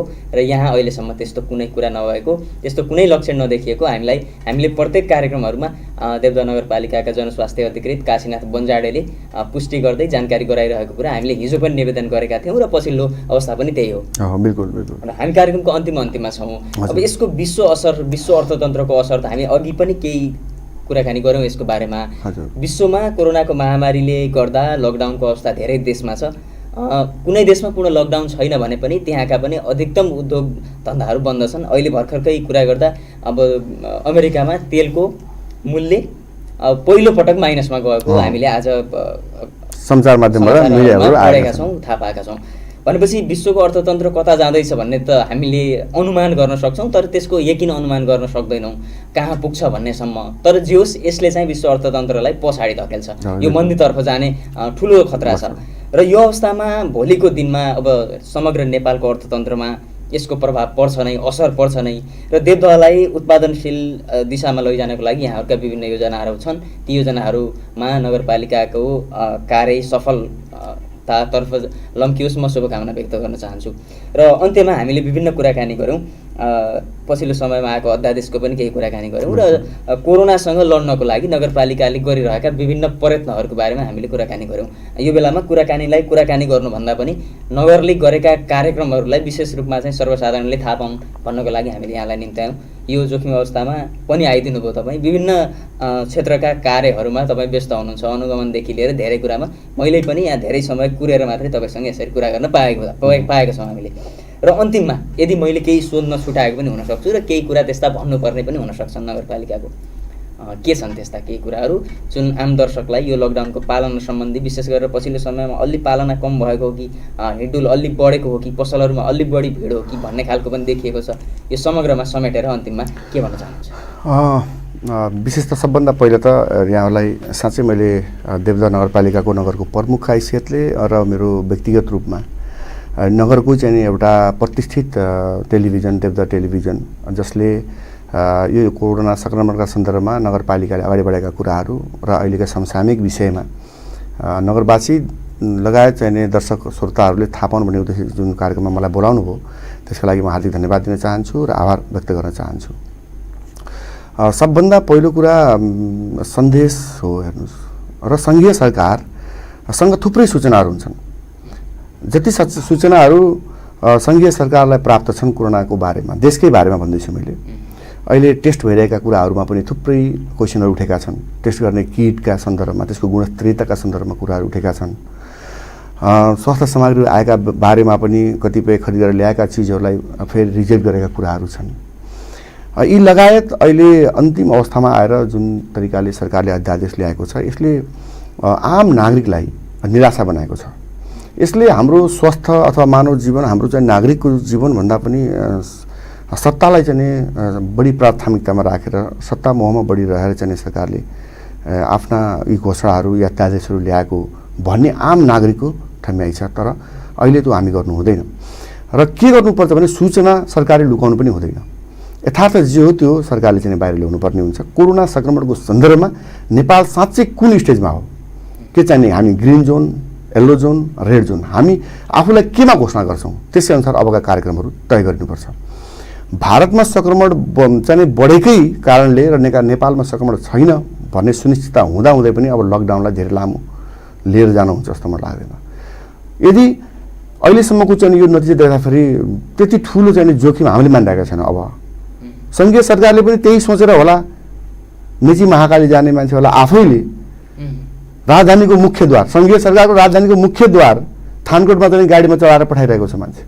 यदि त्यो हो भने अब यहाँ हाम्रा रूपन्देहीका मान्छे स्याङ्जा जान, गुल्मी जान, अर्घाँची जान, अर्घाँची स्याङ्जा गुल्मीका मान्छेहरू रूपन्देही आउन अब रोकेर धेरै ठुलो पीडा दिइरहनु पर्छ जस्तो चाहिँ मलाई लाग्दैन।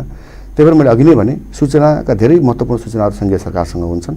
यदि ती सूचनाहरू सही प्राप्त भएका छन्, कोरोना सङ्क्रमणको जोखिम अझै पनि उच्च छ अथवा हामी त्यो जोनमा छौँ भने यसलाई पूर्ण कडाइका साथ पालना गर्न लगाउनुपर्छ। यो अवस्थामा सरकारलाई असहयोग गर्ने जुनसुकै दर्जाको नागरिक हो भने अपराधी हो, त्यसलाई अपराधीको व्यवहार गरिनुपर्छ। म त अत्यन्तै कठोरताका साथ अस्ति यहाँ मन्दिरमा चाहिँ प्रस्तुत भएको थिएँ। धेरै राम्रो लागेन होला, किनभने मन्दिर हामीसँग पनि भावना छ, मानवीय सेवा गर्नेका निमित्त हामी पनि दिनरात एक भनेर हिँडेको हो। तर अहिले सेवाभन्दा पनि सचेतनाको कुरा छ। कसैलाई सेवा गर्छु, कसैलाई माया गर्छु भनेर छोडिन सक्ने अवस्था छैन। सामाजिक दूरी कायम गर्ने भनेका छौँ र सङ्क्रमण फैलिन नदिन सबै लाग्नुपर्ने अहिलेको स्थिति छ। यस मानेमा सरकारले सही सूचना चाहिँ सबै तहका नागरिकहरूलाई, सबै तहको सरकारहरूलाई चाहिँ प्रदान गरोस् र लकडाउनलाई पूर्ण पालना गर्नुपर्ने हो भने त्यतातिर हामीलाई चाहिँ निर्देशन दियोस्। होइन भने लकडाउनलाई आंशिक खोलेर अथवा चाहिँ प्रदेश स्तरीय खोलेर हुन्छ अथवा कुनै पालिका तह खोलेर हुन्छ, त्यसरी अगाडि जान सकिन्छ भने पनि सङ्घीय सरकारले प्रदेश सरकार र प्रदेश सरकारलाई स्थानीय तहसँग कोअर्डिनेसन गरेर हामी अगाडि जान सकिन्छ। वास्तवमा यो मैले अघि नै भने अब विश्वको चाहिने आर्थिक गतिविधि कहाँ गएर रोकिन्छ अथवा कहाँबाट फेरि सुरु हुन्छ, समग्र यो मानवीय सभ्यता नै कता फर्किन्छ जस्तो लाग्छ कतिखेर त मलाई। हामी यो गरिरहेको छ नि कुरा, जुन अब समृद्धि कुरा, विकासको कुरा, यो त्यो यो सभ्यता नै अब चाहिँ कतापट्टिबाट फेरि अब सुरु हुन्छ भन्ने कसैले यी सबै पाल्ने नजाला भन्न सकिन्न। किनभने यति छोटो पिरियडमा अहिलेको यो चाहिँ विश्वको इतिहासमा 24-25 लाख मान्छे यति छोटो पिरियडमा सङ्क्रमित हुने सानो घटना त अब मैले त अध्ययन गरेको छैन, मैले पनि पढ्ने जानकारी पाएको थिएन। होइन, यो मानव निर्मित हो अथवा प्राकृतिक निर्मित हो, कसै अहिलेसम्म भन्न सके पनि ठोकका साथ। ठुल्ठुला विकसित मुलुकहरूले एकले अर्कोलाई शङ्काको दृष्टिकोणले हेरेको कुरा थुप्रै छापा मिडियाहरूमा आइरहेको कुरा छ। त्यस कारणले अब यो कता जान्छ भन्ने कुरा निश्चित छैन। तथापि मानवीय जुन मानव जीवनको जुन मूल्य छ त्यो मूल्यलाई स्थापित गराउन, त्यो जीवनलाई महत्त्वपूर्ण जीवनलाई बचाइराख्नको निमित्त हाम्रा केही गतिविधिहरू छन्, ती गतिविधिहरूलाई सक्रियताका पूर्वक राखिरहनुपर्छ। त्यसतर्फ हामी सबै अब लाग्नुपर्छ। हामीसँग भएको चिजको जोहो गर्न नि लाग्नुपर्छ। अहिले राहत थाप्नेको लड्को मात्रै मैले चाहिँ सबैतिर सुनेको छु, त्यो होइन। भएकाहरूले अब 2 छाक खानाले चाहिँ बिहान 4 रोटी बेलुका 4 रोटी खानाले बिहान 3टा रोटी बेलुका 3 रोटी खाएर फेरि बाँकी 2टा रोटी भोलिलाई बचाउनु पर्ने आजैबाट सुरु गर्नुपर्छ जस्तो लाग्छ मलाई त। किनभने अब यति धेरै दाजुभाइ दिदीबहिनीहरू लकडाउन खुलेपछि नेपाल फर्किँदै हुनुहुन्छ। अब उहाँहरूलाई पनि यही काममा लगाउने, हामीहरूले पनि यही काम गर्ने, दक्षता क्षमता बुद्धि विवेक अनुसारको र उत्पादनको क्षेत्रमै जोडिने तर्फ हामीहरू सबै लाग्नुपर्छ।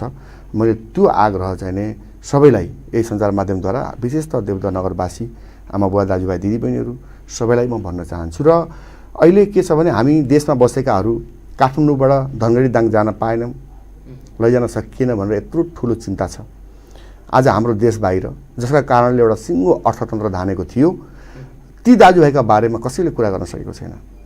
होइन, म के आग्रह गर्न चाहन्छु भने यही टेलिभिजनको माध्यमद्वारा देश तथा विदेशमा रहनुहुने, विदेशमा विशेषतः विदेशमा रोजगारीको सिलसिलामा अध्ययनको सन्दर्भमा अथवा काम व्यवसायका सन्दर्भमा जो विदेशमा हुनुहुन्छ त्यहाँ सुरक्षित तरिकाले आफूहरू बस्नुहोला, लकडाउनको पालना गर्नुहोला र नगरवासी वैदेशिक चाहिँ विदेशमा रहनुभएका सबैलाई त्यस्तो अप्ठ्यारो पर्दा समस्या पर्दाखेरि अब हाम्रो चाहिँ सामाजिक सञ्जाल छ, सम्पर्क नम्बरहरू छन्, यहाँहरूले चाहिँ जानकारी गराउनुहोला। यहाँबाट गर्न सक्ने कुरा हामीहरू गर्नेछौँ। र अर्को कुरा अहिले यो जहिले पनि राष्ट्र सङ्कटमा पर्छ हामीले सेना प्रहरी अगाडि ल्याउँछौँ होइन। र अहिलेको यो सङ्कटको पहिलो प्रहरी भनेको चाहिँ डाक्टर हो।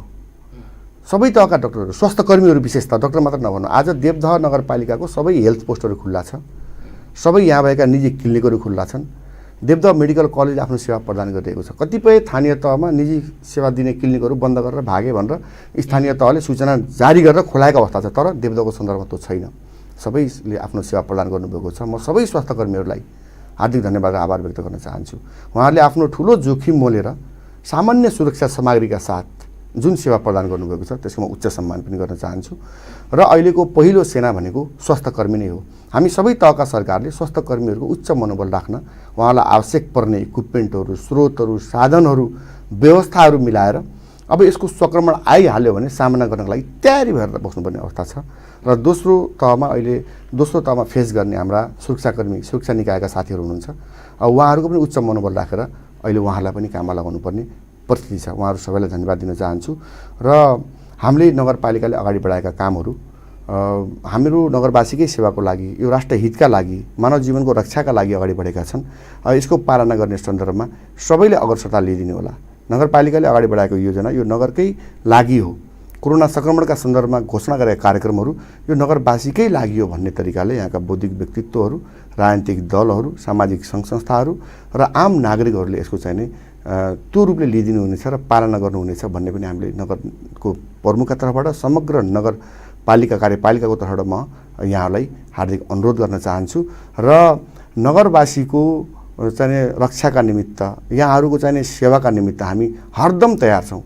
हामी हिजो पनि तयार थियौँ, आज पनि तयार छौँ र भोलि पनि यही रूपमा तयार रहनेछौँ। त्यो प्रतिबद्धता नि व्यक्त गर्दै यो मैले भन्नुभयो अब के अरे समयको कुरा गर्नुभयो। साँच्चै भन्नु हो भने आज बिहानदेखि म निस्केर हिँडेको अहिलेसम्म मैले खाना खाएको पनि छैन। म ठिकै अब चाहिँ 1:30 बजीतिर 2 बजीतिर खाना खान्छु अनि त्यसपछि तपाईँको यहाँ आउँछु भन्ने सोचेको। एउटा 5 नम्बर वार्डमा चाहिँ त्यो क्वारेन्टाइनमा लडेको भाइको बारेमा एउटा समस्या रहेछ, त्यही सम्बोधन गर्न प्रमुख, उपप्रमुख, हाम्रो प्रवक्ता, प्रमुख प्रशासकीय अधिकारी त्यहीँ गएका थियौँ। त्यहाँबाट हतार चाहिँ यहाँ आएको छु। अहिले फेरि हाम्रो जिल्ला प्रशासन र चाहिँ यहाँको प्रहरीको प्रमुखहरू आउनुभएको छ त्यहाँ क्वारेन्टाइनमा, उहाँहरूसँग भेट्ने कार्यक्रम छ। अब बेलुका फेरि यहाँ जम्मा भएकालाई जम्मा गरेर चाहिँ फेरि गन्तव्यमा पठाउने कार्यक्रम हुन्छ होइन। हिजो पनि लगभग हामी 10 बजे राति नै गएर चाहिँ सुत्या हो। यी कुराहरू छन्।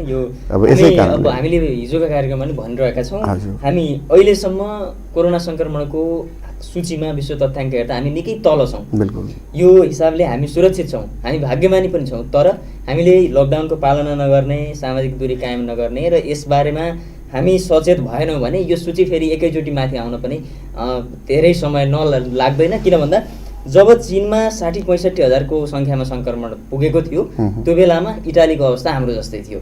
अहिले इटाली, अमेरिका, स्पेनको अवस्था के छ त्यो हामीले देखिरहेका छौँ। पक्कै पनि लकडाउनको पालना गर्नको लागि तपाईँले गर्नुभएको अनुरोध, त्यस्तै यो विभिन्न छलफलको हामी अन्तिममा छौँ। यो अवस्थामा पनि तपाईँ अब नखाई भोकै नगरपालिकाको कामको सिलसिलामै बिचमै यहाँ आइदिनु भयो, तपाईँलाई फेरि धन्यवाद। ल यहाँलाई पनि म फेरि धन्यवाद दिँदै बिदा हुन चाहन्छु। धन्यवाद, नमस्कार। दर्शकवृन्द, आज हामीले यति बेर देवदह नगरपालिकाका प्रमुख हेराबहादुर खत्रीसँग कोरोना सङ्क्रमणको पछिल्लो विश्व अवस्था, यसले नेपालमा पारिरहेको असर, नेपालमा लकडाउनको पालनाका सन्दर्भमा विभिन्न क्रममा देखिएका समस्या, नगरपालिकाले कोरोनासँगको लडाइँमा कोरोनालाई परास्त गर्नको लागि अगाडि सारेका विभिन्न योजनाहरूको विषयमा यति बेर कुराकानी गऱ्यौँ। हामी अन्तिममा फेरि पनि भन्छौँ, हामी अहिलेको विश्व तथ्याङ्क हेर्दा कोरोना सङ्क्रमणको निकै न्यून अवस्थामा छौँ, निकै तल्लो सूचीमा छौँ। तर हामीले यदि यो अवस्थामा अझै सावधानी अपनाएनौँ, लकडाउनको पूर्ण पालना गरेनौँ भने यो सूची माथि जान समय लाग्दैन। किनकि हामीले कोरोनालाई चिन्दैनौँ, न कोरोनाले हामीलाई कुनै पद प्रतिष्ठा, मान मर्यादाको आधारमा चिन्छ। यसले सबैलाई समान प्रकृतिवत व्यवहार गर्छ। कोरोनाको सन्दर्भमा हामीले बनाएका कुनै घेराहरूले काम गर्दैनन्। तसर्थ कोरोना विरुद्ध यो 21औं शताब्दीको विज्ञानको यति भीमकाय विकास भएको अवस्थामा पनि प्रयोग गर्ने कुनै औषधि हालसम्म पत्ता लागेको छैन। र त्यो औषधि भनेको आत्मबल र लकडाउनको पूर्ण पालना अर्थात् सामाजिक दूरीको पालना हो। हामी सम्पूर्णमा लकडाउनको पूर्ण पालना गर्दै सचेत भई सुरक्षित रहनको लागि अनुरोध गर्छौँ। आजको लागि हामी कार्यक्रमको अन्त्यमा छौँ। कार्यक्रम कोरोना अपडेटबाट म सुशील सापकोटा सहित कोरोना अपडेट टिम आज्ञा चाहन्छ। देवदह टेलिभिजन हेर्दै रहनुहोला। नमस्कार।